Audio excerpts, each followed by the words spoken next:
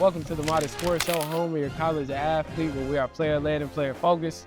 Today, we have an amazing guest on the show. We want to make sure that we're not only capturing the athletes' lives from a standpoint of what they do on the field, but also, how they're managing their wealth and things like that in this NIL space that we're in today.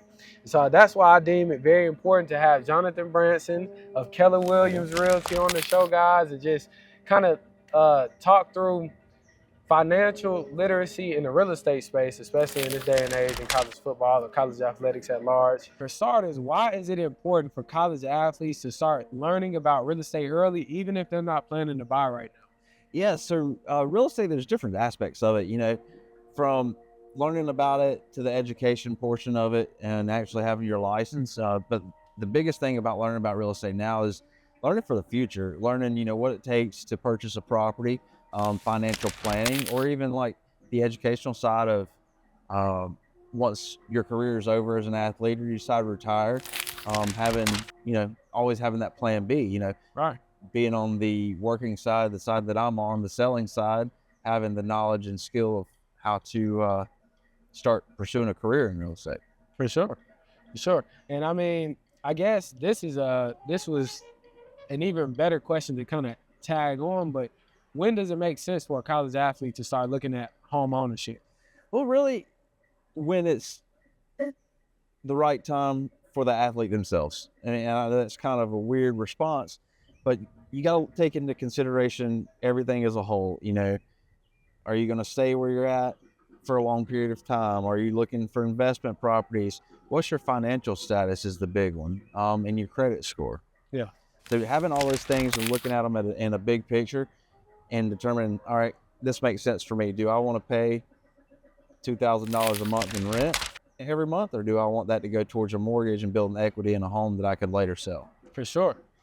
So how does the transfer portal play a role in home ownership and making a decision to purchase a home this day and age? Yeah, so there's a lot of things to take into consideration with that. The first being, if I want to purchase a home, what am I going to do with it if I decide to transfer?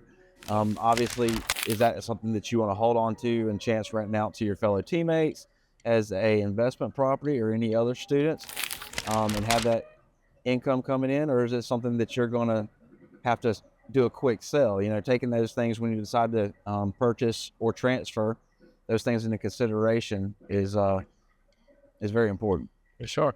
So what are some common mistakes that first-time home buyers make that college athletes could avoid? Yeah, so really jumping the gun before you're actually ready. Say you have an NIL deal or any type of savings come in, and then all of a sudden you all right, I want to build my investment portfolio, I want to buy a house, and then you just completely deplete your bank account.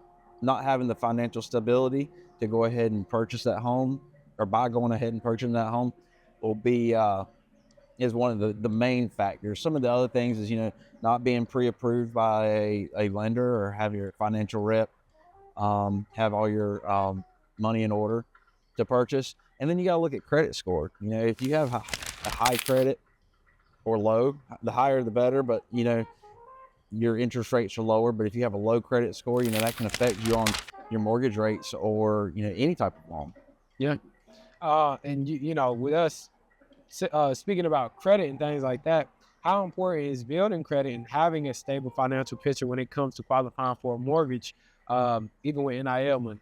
Yeah, so NIL money is great, and depends on how much you get in, is whether you're going to pay cash for a house or anything like that. But credit's king. Whether you're getting a personal credit card or fuel card, or getting a mortgage on a house, the better your credit, the lower your interest rate is going to be. Interest rate over a course of time, you're going to end up paying more than what the house is actually worth over the course of a 30-year loan for a mortgage. Yeah. So, if your interest rate's low because you have good credit, then you have low interest rates, and it's better for you, better on your monthly payments. For sure. And lastly, how can a real estate agent like Johnathan Branson, someone of Keller Realty, how can you help families and athletes make smart and informed decisions and do it confidently through the buying a house process? Yeah, so you definitely want to be comfortable with whoever you decide to work with as a real estate agent. Believe it or not, all real estate agents aren't created equal. You know, some have specialized training like myself in working with athletes, their family in the relocation process. Yeah. And knowing how to keep things discreet. One of our big pillars is keeping everything quiet, keeping everything discreet, and staying in our lane. You know, we know how to work with your financial reps, the lenders as well, but we also know how to keep things to where, you know, we have people on the other side and having signed non-disclosure agreements. So somebody that you're comfortable with, that is looking after your best interest, your privacy, your safety, your security, and your financial well-being is key. For sure. And guys, this has been a segment with Johnathan Branson of Keller Williams Realty. We appreciate him for joining the show, guys. Financial literacy, home ownership, and all the things that we have kind of more at the forefront are very important this day and age. And so we just want to continue to be a resource to those college athletes. Guys, I hope you learned something today. And be on the lookout for more content like this. Be sure to like, comment, and subscribe. And we appreciate you for having me.